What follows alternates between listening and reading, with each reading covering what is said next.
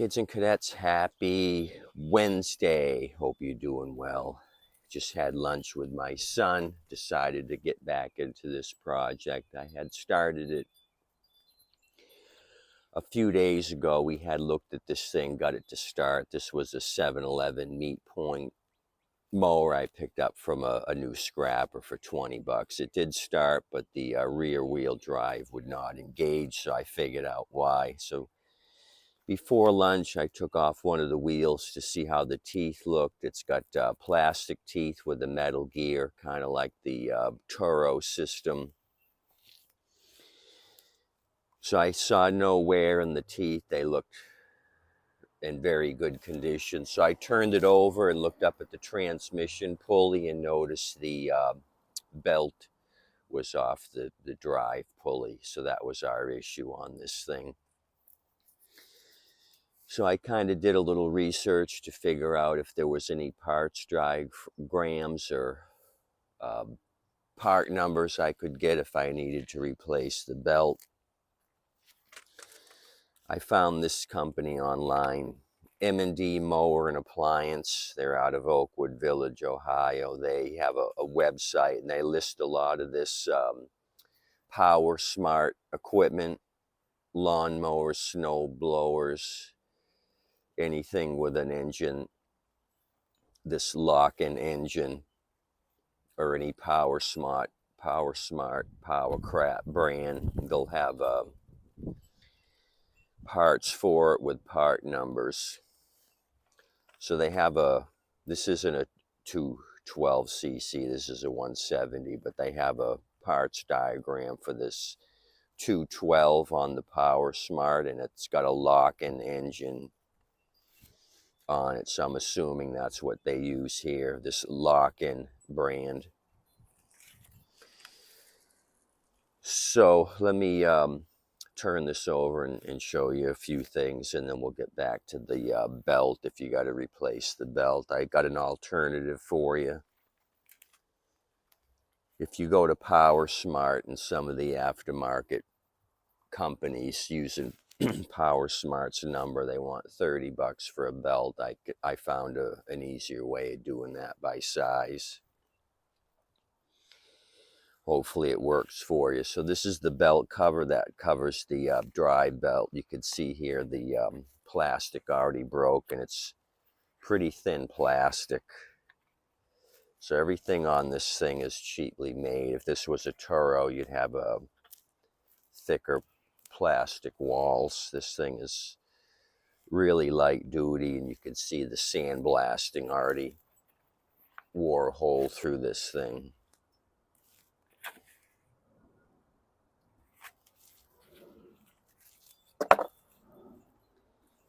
So let me turn this over and get you down there. I just cut all the high weeds in my grass. We had some heavy rain recently and the weeds sprung up. So that's another issue with this piece of crap. I cut it without the blade guard on it just now, and all the debris from the high grass piled up in here. So I suggest you put the side chute on or open this up so that debris goes out the side and does not collect back in here. This thing was packed full of debris, and I only cut for maybe 5 or 10 minutes, and it filled this whole thing up. So the belt's got a couple of rips in it, but it's salvageable. So in order to do the job, 13 millimeter here on the blade, this comes off, the adapter comes off. This cover is just held on with a couple of 10 millimeter bolts. This comes off, and then you have access to the pulley in the front and the pulley in the back. So I had it off the front pulley. I just wrapped it around back here and then threaded it through here. Got it on again, and this is the amount of tension we have. I did notice this adjuster here. I couldn't find anything in the manual that talked about this, but this is 10 millimeter screw, and it comes up here to the base of the transmission. As you screw it down, it pushes tension on the transmission body. And if you did that, you can see the belt moving there. It's putting more tension on the belt. So if you had a sloppy belt, tighten this 10 millimeter down clockwise. It puts tension on the case here. If you've got a really loose belt, and then you can also come up here and do your Honda style adjustment to adjust the cable.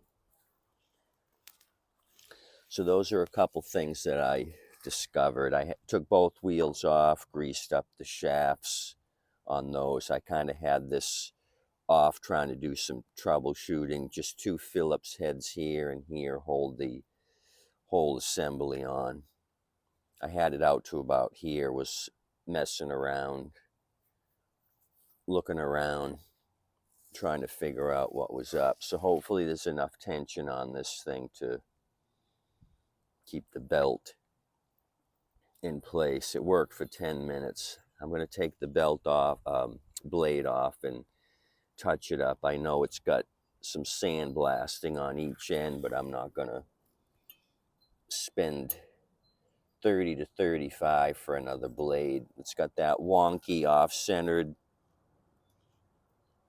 adapter. You got to buy the Powersmart blade.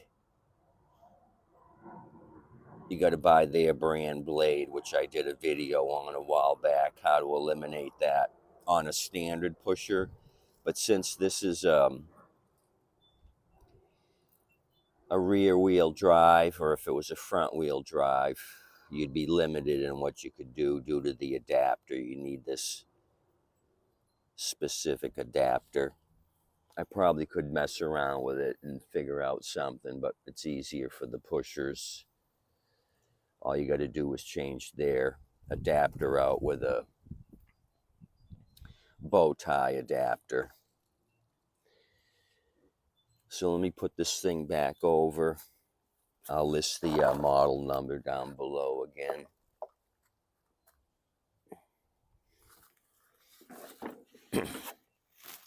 So that's the Wednesday deal. It was an easy fix. Just reattaching the belt. So the belt had a number on it. It had looked like a Z-864E.